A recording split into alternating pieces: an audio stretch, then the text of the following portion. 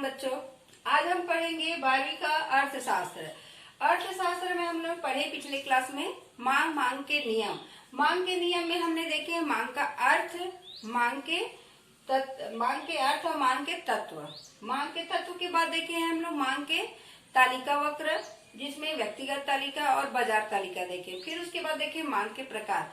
अब देखते हैं मांग को प्रभावित करने वाले तत्व। मांग के तत्व हमने देखे हैं। मांग के तत्व होता है इच्छा, साधन, तत्परता, निश्चित कीमत, निश्चित समय। ठीक है। और मांग को प्रभावित करने वाले तत्व में हम देखेंगे, क्योंकि दोनों कंफ्यूजन का रहता है। बच्चे एक का पूछे तो दूसरे का जवाब लिखते हैं। तो मांग के तत्व अलग है और मांग को प्रभावित करने वाले तत्व अलग होते हैं। तो मांग के तत्व हम पहले पढ़ चुके हैं। यह है मांग को प्रभावित करने वाले तत्व। मांग को प्रभावित करने वाले तत्व में आप पहले देखेंगे वस्तु की कीमत। मांग को प्रभावित क्या करते हैं? वस्तु की कीमत प्रभावित करते हैं। जैसे जैसे कीमत कम होगा मांग बढ़ते जाएगी, जैसे जैसे कीमत अधिक होगा मांग कम होती जाती है। तो वस्तु की कीमत जैसी रहेगी उसी प्रकार से उसका मांग कम ज्यादा होते रहता है। तो प्रभावित उसका क्या करता है? वस्तु की कीमत करता है। दूसरा दिया है मौसम एवं जलवायु। वस्तु की मांग को मौसम एवं जलवायु प्रभावित करती है। जैसे जैसे मौसम आएगा वैसे वैसे वस्तु की कीमत बढ़ते जाएगी। और वस्तु की कीमत मौसम के अनुसार हम खरीदेंगे, बढ़ेगा तब भी खरीदेंगे और नहीं बढ़ेगा तब भी खरीदेंगे। जैसे ठंडी के दिन में हमको क्या लगता है? गर्म कपड़े की आवश्यकता होता है, स्वेटर साथ खरीदते हैं, ब्लैंकेट खरीदते हैं। वैसे ही बरसात के मौसम में रेनकोट का जरूरत बढ़ जाता है, छतरी का जरूरत बढ़ जाती है। उसी प्रकार गर्मी के दिनों में सफेद कपड़ा, ठंडा पानी की जरूरत बढ़ जाती है। वैसे ही तीसरा है धन का वितरण। धन का वितरण असमान होने से भी मांग में परिवर्तन होता है। अगर किसी के पास अधिक धन है तो विलासिता की वस्तु खरीदेगा। अगर धन का वितरण असमान हो तो विलासिता की वस्तुएं ज्यादा खरीदी जाती है। और धन का समान वितरण होने से जरूरी चीजों का खरीदारी बढ़ जाती है। विलासिता की वस्तुएं इसमें कम हो जाती है। जिसको जो जो जरूरी सामान है वो ज्यादा खरीदते हैं, मांग बढ़ जाती है। चौथा दिया है भविष्य में कीमत परिवर्तन की आशा। अगर लगता है कि भविष्य में कीमत में परिवर्तन होने वाला है, बढ़ने वाला है, कम होने वाला है, तो उस स्थिति में मांग में भी परिवर्तन होता है। जैसे जैसे आपको लगता है कि आने वाले साल में हमें कीमत ज्यादा मिलेगी, जैसे पेट्रोल का है तो उसको तो हम ज्यादा खरीद के रख नहीं सकते, फिर भी जैसे कौन कौन से वस्तुओं में यह नियम लागू होता है वो भी रहता है मांग के नियम में। तो हम देखेंगे कि अगर प्याज का कीमत आने वाले साल में बढ़ जाएगा, ज्यादा खरीद के रखते हैं। आलू का भी रखते हैं। जैसे जैसे हमको जरूरत होता है भविष्य में तो उसका भी कीमत में परिवर्तन होते रहता है। उपभोक्ता की आय, लोगों की खरीदारी करने की जो उपभोक्ता होती है उनके आय में भी प्रभाव पड़ता है। आय जैसे जैसे उसका बढ़ेगा वो सामानों को बढ़ेगा, महंगा होगा तब भी खरीदेगा, कम होगा तब भी खरीदेगा। उपभोक्ता के आय के ऊपर रहता है। अगर कोई वस्तु का कीमत अधिक है तो उनका आय अधिक है तो वो उसमें कोई कमी नहीं होगी। वैसे ही देखते हैं मांग का अर्थ। मांग का अर्थ मैं बताई हूँ, जैसे कि मांग जैसे जैसे वस्तु की कीमत कम हो जाती है मांग बढ़ते जाता है। जैसे जैसे वस्तु की कीमत कम होते जाती है मांग बढ़ते जाती है। वस्तु की कीमत अधिक होने से मांग कम हो जाती है। ये मांग का नियम है।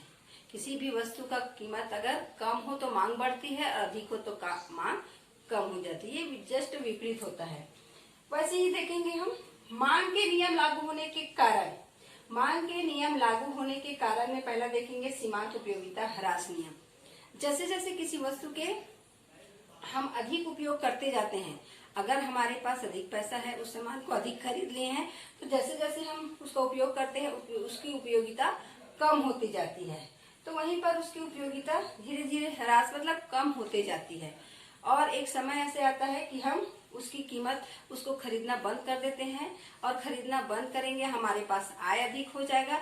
आय अधिक होने से हमारे पास खरीदने की क्षमता अधिक बढ़ेगी तो हम और दूसरे सामानों को खरीद सकते हैं। दूसरा दिया है आय का प्रभाव। जैसे जैसे हम आय का भी प्रभाव पड़ता है। एक व्यक्ति के पास अगर अधिक आय है तो वो अधिक सामान खरीदेगा, कम आय है तो वो कम सामान खरीदेगा। उसकी मांग की क्षमता आय अधिक होने से बढ़ जाती है, आय कम होने से कम हो जाती है। तीसरा है प्रतिस्थापन प्रभाव।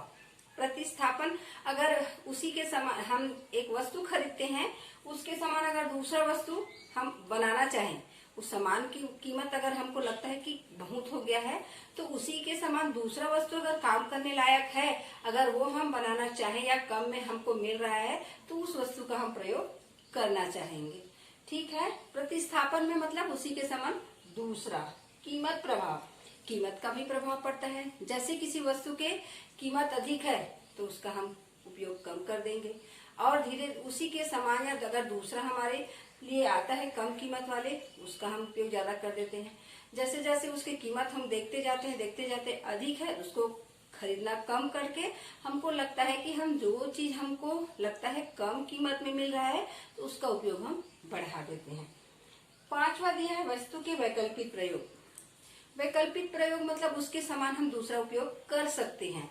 अगर लगता है कि हम उस वस्तु का उपयोग कर रहे हैं तो उसको हमको महंगा पड़ रहा है, उसको खरीद नहीं सकते, उसके विकल्प में अगर दूसरा सामान है तो हम उस वस्तु का उपयोग करना चालू कर देते हैं। जैसे देखेंगे बिजली का उपयोग हम कर रहे हैं, लगता है कि वो महंगा पड़ रहा है हमको, तो हम किसका उपयोग करेंगे?